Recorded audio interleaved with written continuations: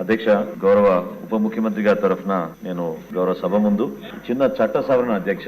Andhra Pradesh Panchayat Raj act number 13 of 1994 ఇది 30 మే 1994 లో ప్రవేశపెట్టారు అధ్యక్ష. అందులోని సబ్ సెక్షన్ 3 ఆఫ్ సెక్షన్ 19లో ఇద్దరు పిల్లల కంటే ఎక్కువ మంది కలిగిన వ్యక్తులకు స్థానిక సంస్థల ఎన్నికల్లో వారికి పోటీ చేయడానికి అనర్హులుగా ఆ చట్టంలో ఆ రోజున మార్పు తీసుకొచ్చారు అధ్యక్ష.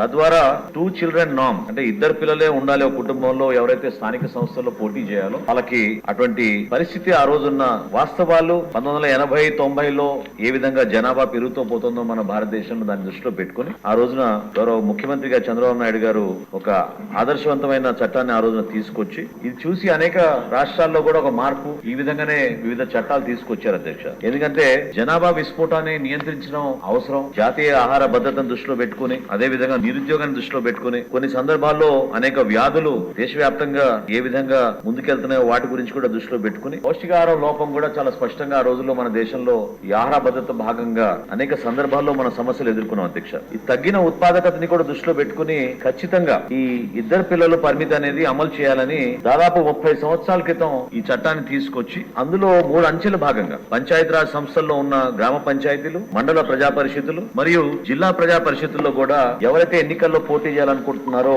వాళ్ళకి ఎట్టి పరిస్థితుల్లో కూడా ఇది వర్తించే విధంగా ఆ రోజు రాష్ట్ర ప్రభుత్వం నిర్ణయం తీసుకుని చట్ట సవరణ చేసింది అధ్యక్ష. ఇప్పుడు నేషనల్ ఫ్యామిలీ హెల్త్ సర్వే ప్రకారంగా టోటల్ ఫర్టిలిటీ రేట్ TFR అంటారు అధ్యక్ష. అది 3.7 నుంచి 1992-93లో 3.7 ఉన్నది ఈ రోజున 2.1 కి మన గ్రామీణ ప్రాంతాల్లో తగ్గిందనేది రిపోర్ట్స్ మన రాష్ట్ర ప్రభుత్వానికి అందించారు అధ్యక్ష. TFR అనేది ఎప్పుడు కూడా అదొక ఇండికేషన్ అధ్యక్ష. ఖచ్చితంగా టోటల్ ఫర్టిలిటీ రేట్ ఆంధ్రప్రదేశ్ లో ఆప్టిమల్ రేట్ ఇస్ 2.1 అధ్యక్ష. కానీ 1.6 కి తగ్గిన పరిస్థితుల్లో తప్పకుండా ఈ నిర్ణయం అనేది ఖచ్చితంగా తీసుకోవాలి. ఈ రోజున జనాభా మనకి 15 సంవత్సరాల లోపు ఉన్న వ్యక్తులు మన భారతదేశంలో తగ్గిపోతున్నారు. ప్రత్యేకంగా 28.6% ఉన్న 15 కన్నా తక్కువ వయసున్న జనాభా 2015-16లో ఈ రోజున 2% తగ్గిపోయింది అధ్యక్ష.